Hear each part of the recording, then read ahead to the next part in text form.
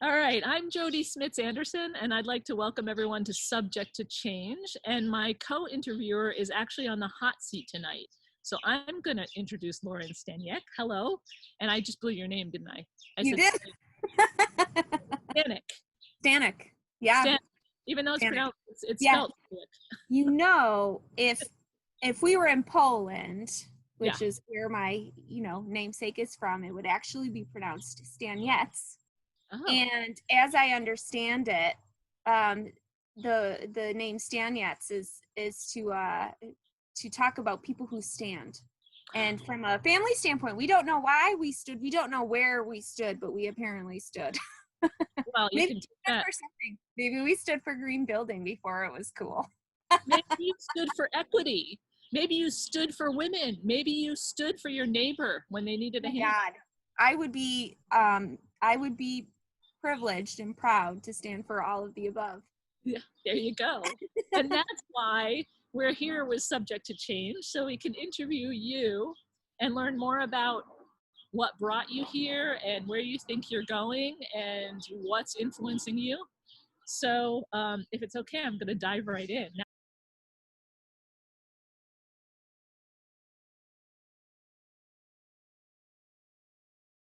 when I met you, you were working for Destiny, Mm-hmm. and you were personally responsible for helping all of the businesses within that mall green their presence in the mall and get certifications under LEED, correct? I was tasked with making sure that every single tenant within the expansion was LEED certified per their lease. It was a lease required mandate, which at the time was basically a pretty monumental achievement. So at my tenure there, I think that I oversaw something in the neighborhood of about 65 LEED certification projects for, oh, we got a kitty in the view. 65 LEED certification projects, worked with countless teams. There were a lot of groups that, started the process, but never ultimately ended up finishing. And I think that the really cool thing about what Bob Contra was trying to do with that project, which makes him just such a fearless leader, is he really realized the educational tool that the mall and the shopping center could be as a whole. You saw my cat enter the frame, and I did, yeah. the first thing that entered my mind is herding cats. When you're talking about so many people learning something new, engaging for the first time, the skill set that you had to bring to that table was not just a knowledge of the LEED rating system, but a knowledge of people and a knowledge of process, especially related to leasing. Is there a particular thing that was like really trouble for you, and maybe something that you tremendously learned from that experience? The answer is never no. There's always a way. Where there's a will, there's a way. The answer is never no. And I really kind of embodied that. And so there was a lot of long hours. Obviously, when you say herding cats, you're not only trying to chase down the design teams, but because the project was right here in my hometown, and I was on, the tenant coordination side of things too. There was a lot of real hands-on work that took place at the construction site. And I will tell you, I was kind of known for being pretty militant about if I smelled paints and coatings that I knew shouldn't be there, I literally followed the scent. And I would go in and do what needed to be done. You were trained as an interior designer, and you've performed as an interior designer, and you also have a vital education as a construction manager. Correct. So yeah. Tell everyone who's watching what's what you think those educational paths brought to you. I did my undergraduate degree as a Bachelor in Fine Arts from Rochester Institute of Technology, go Tigers. And that's where I really got inspired by sustainability in general, by my awesome major professor, Nancy Schwieko. I noticed that I was feeling very kind of like unfulfilled in the jobs that I was doing, and I really wanted to deepen my level of understanding and my role within the organizations that I was working for. So that's when I decided, actually, while I'm still working at Pyramid, and then ultimately Ashley McGraw Architects was my next move, I decided to get my master's part-time up at SUNY ESF, go Stumpies. And so from there, that's where I really got into the idea of things like deconstruction, which my master's thesis is actually based on. And I really liked learning both sides of the trade. And I have to give credit, again, to both being on the developer side, which you get to be very hands-on in a work application. You just get it done. Like, that's the rule. Like, the answer's never no, you always get it done. And that's what I do, right? So I would go to work at Pyramid, go learn more about construction. And I think it made me a better kind of well-rounded person being on the development side of things. And then I had to transition to consulting, where you're very much at like kind of the forefront of the project, right? A lot of planning, a lot of thought, a lot of the design consideration. And I had trouble actually kind of transitioning, because it was so forward thinking, and I couldn't understand why we were doing processes that we were doing.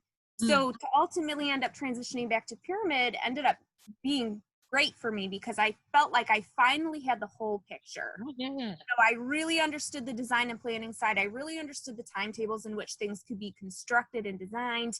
And then putting all of those applications together, I wouldn't change a thing. So what's interesting to me now about you and the work you're doing is you started your own company. Good. Yeah, I started Rehabitat LLC 5 years ago. I think we've been in business for 5 years now. 5 years. I know. We're no longer spring chickens. And so it's actually, this has been a really interesting year for me, because when we turned 5, I kind of came to this realization of, okay, so like, you can survive. You have proven to the world that as a business owner, you can survive. And so now I've decided that my latest challenge is, okay, sure, you can survive, but how can you survive and work on projects that, you know, really have this kind of deeper meaning? But now what I'm looking to do is really start to deepen that message and that narrative and get back on track, as far as, you know, revisiting these conversations. And I'm actually writing an article right now where I'm kind of contemplating this idea of, okay, so we've got COVID-19, right? So with COVID, you know, is this a responsible or an irresponsible time to look at deepening sustainability? And I've concluded it's very responsible. That's excellent. So with you saying that, just for everyone who's watching, to be clear, Lauren is in Syracuse, New York. Syracuse is really a foundational place for sustainability efforts. Lauren also runs green drinks for that region. So we're going to talk about that in a second. And I think that it's really important to understand the locational specificity of some of the work that she does, but also how it can inform sustainability discussions anywhere throughout the world. And that's what I think every sustainability person is starting to understand. We have to pay attention to our own community and build the lessons so that others can use them. And Lauren, I think you've done that incredibly well. And the meetings that you have, especially the green drinks meetings, they're very casual, but they're also inspirational, which I think we all need, and connective. So is there something about green drinks you want to share with us, or how that has evolved to being what it is today? Sure. So green drinks, at least in Syracuse, as I recall, was probably starting back in the early 2000s in Syracuse. One of our upcoming guests, Jim DeLoisio, will tell you that he and Kevin Stack actually started the Syracuse chapter, if we want to call it a chapter, way back. And they used to meet at Blue Tusk, is my recollection. So for anyone here in Syracuse, you can go stomp around in Blue Tusk, maybe with a mask at the moment.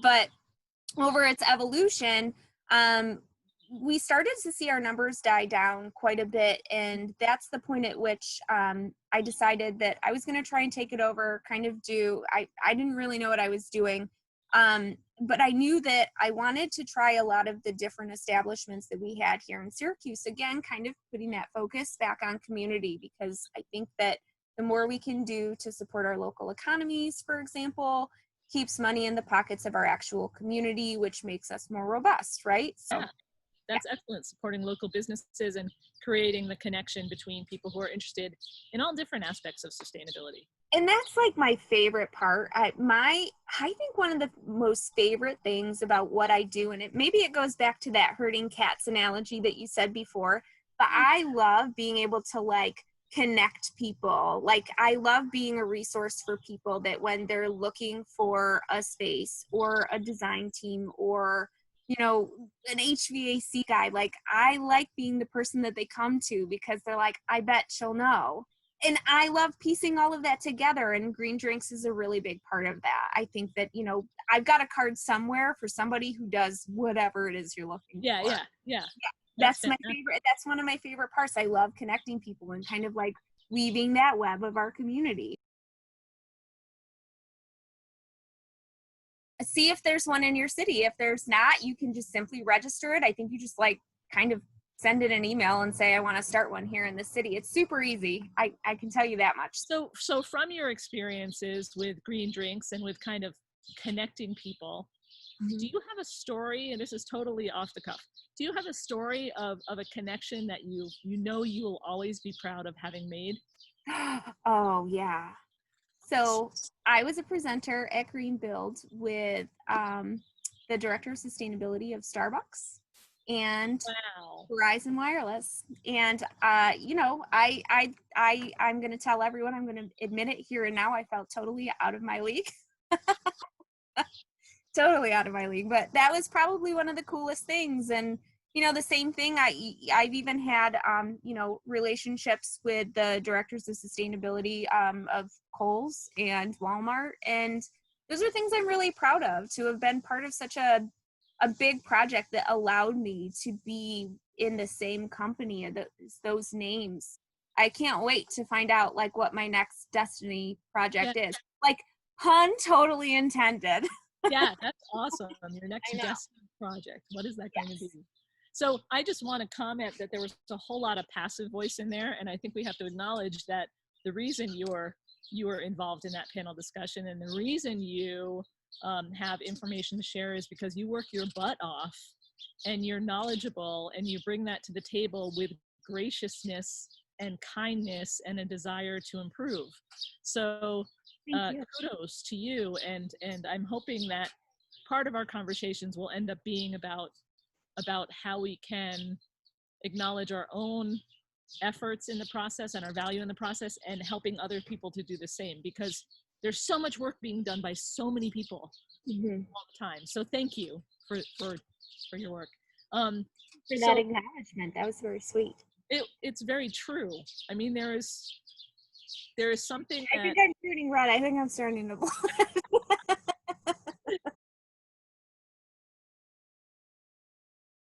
Tell me more about Rehabitat. Like, what is your hope for it 5 years from now? What do you you've started talking about what you want to do now that you know you can survive. What are you going to do to thrive? Okay, so what I'm going to do to thrive. So Rehabitat. So I came about this idea of Rehabitat because I still maintain, and I think that it's probably a largely held belief, that the existing building is in fact the greenest. And there's, things, quote, as such, that I believe is actually in quotes on my website if you're interested.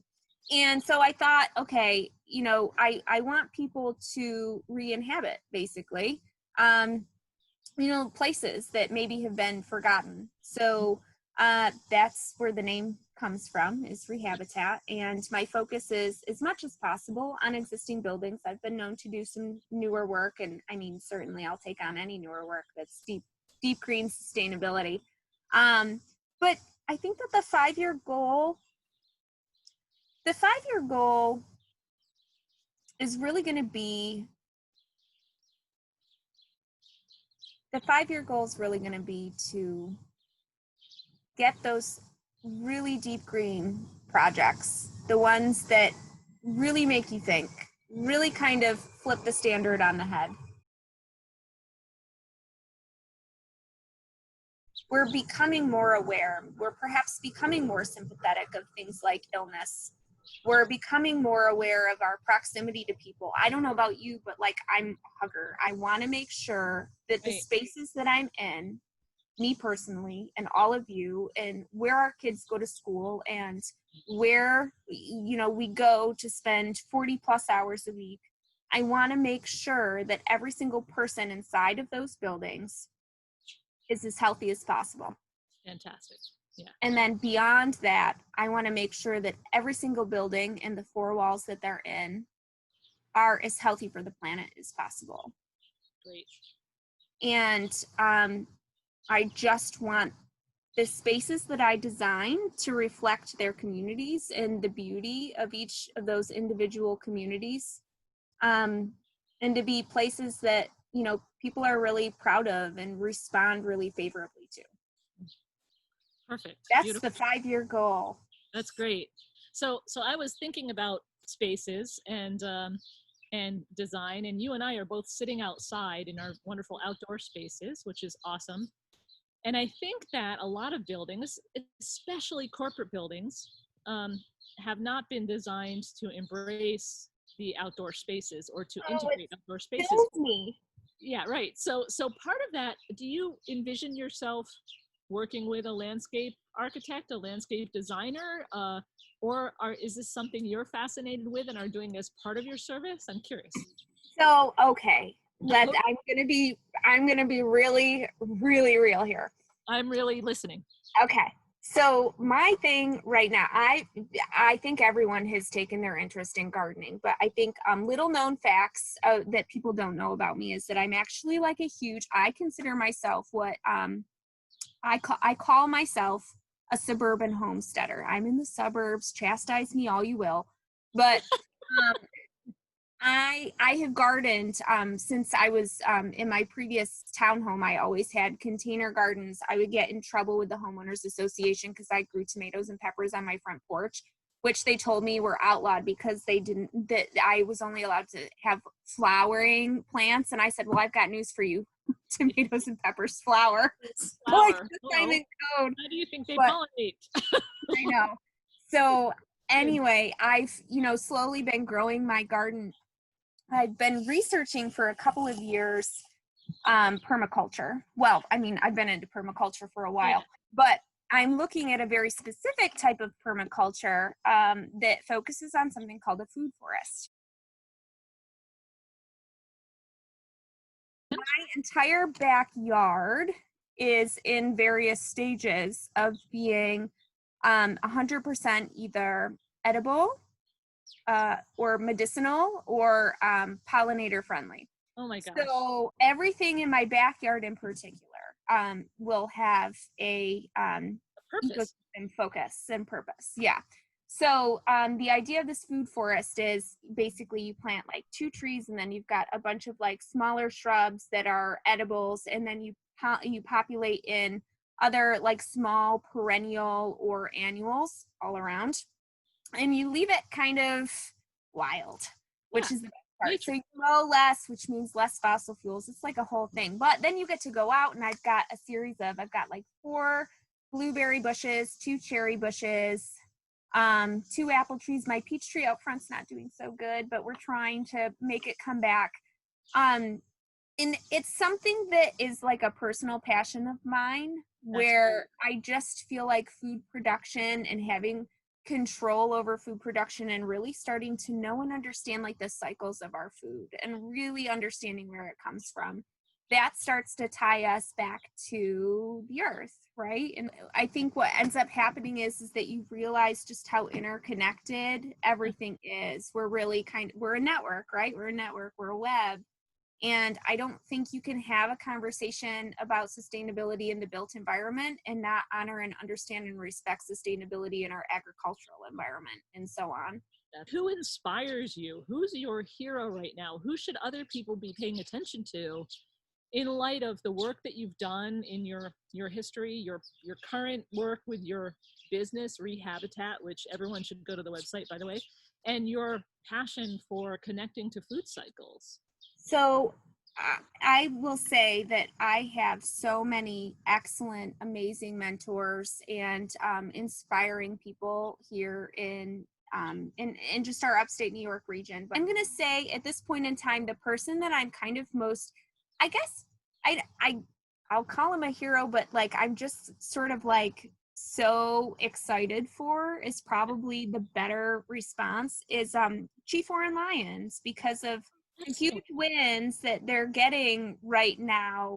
I'm really happy to see people having their time and having their concerns and rights and in feelings heard. Really old New York Times article from the early 90s, and the focus was on this idea of the 7 generations. Oh, yeah, and yeah. explaining to people why that's so important. And so I think it's really important, especially as our population continues to grow and there's more of us everywhere, that we're really considerate of each other and of resources for one another. And I guess I see that not just being a built environment thing, but food and water and air quality and beyond. I think that one of the things that occurred to me when you were talking about Chief Foreign Lions is he's also spoken at Greenbuild and with regional work on sustainability and set the tone.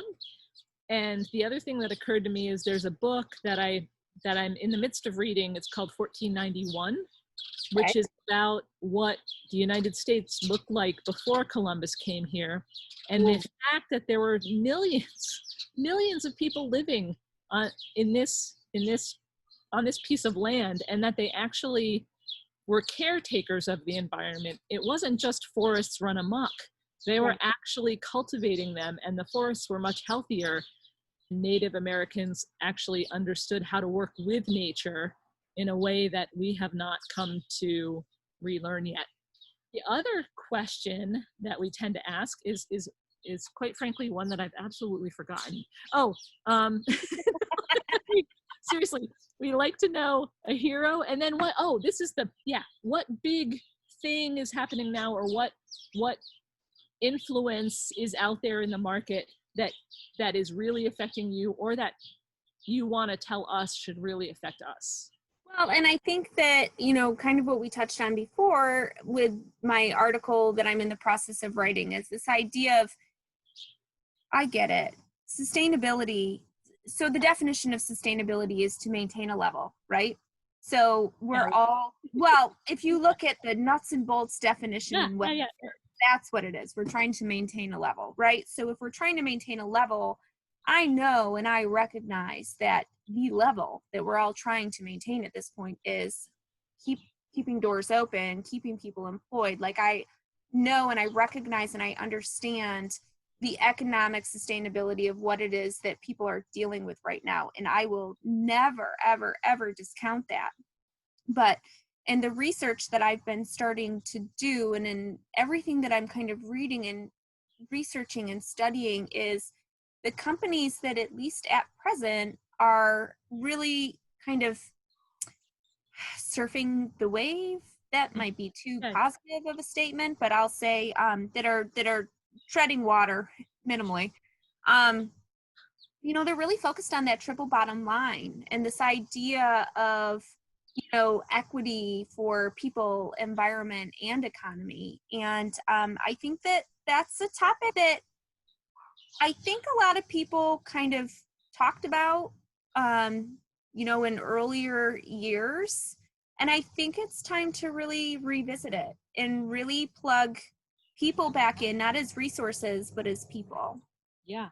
No, that's a fantastic point, because you're right. The most resilient companies are the ones that are understanding the needs of their people, and usually the needs of the people demand a flexibility. And when you have that flexibility and that responsiveness, you're able to adapt to situations, hopefully none as horrific as COVID-19 going forward, but situations that surprised you.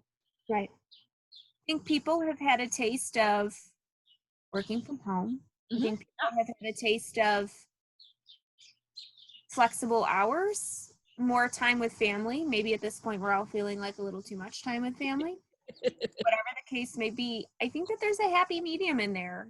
I think that there's a new normal after this new normal, and I'm excited to see it. I'm excited to rebuild it. I'm excited to be a part of making sure we're all like happy and healthy, and I want us to kind of be at the top of that happiness index, you know? Like I'm sick of seeing European countries like taking it. I want it. Forget the GDP. We need to talk about happiness. I want happy. You know, the GDP was developed in wartime to make sure we were producing enough to get through the war. And somehow we think it matters now. I did not know that. The one kind of final thought that I just want to add, and it comes from a political place, but it's not political. Okay. I just want to encourage people to just listen, because we all have really valuable points and really valid points and things that are really personal to our lives. And I know sometimes it's really hard to listen when you hear the noise of slogans that might be out there. But I think that there's a lot of hurt in this country. And I think there's a lot of really valid voices that they deserve to be heard, and they deserve to be honored, and people deserve people deserve equality. And I think that it starts with listening. That's excellent. So not at all about sustainability, but about great communities. Entirely about sustainability, because we can't create the networks that are sustainable if we're not listening to each other and respecting each other and building our connections through being considerate and being gracious and being willing to listen.